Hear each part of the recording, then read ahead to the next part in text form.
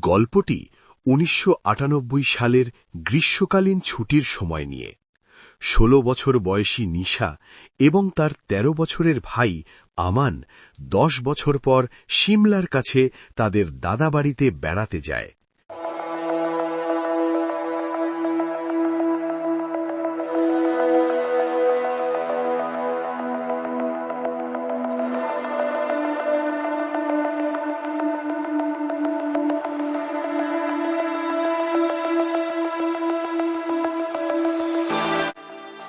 তাদের দাদু দিদা রেল স্টেশনে তাদের নিতে আসেন, কিন্তু তাদের আচরণ কিছুটা অদ্ভুত ছিল।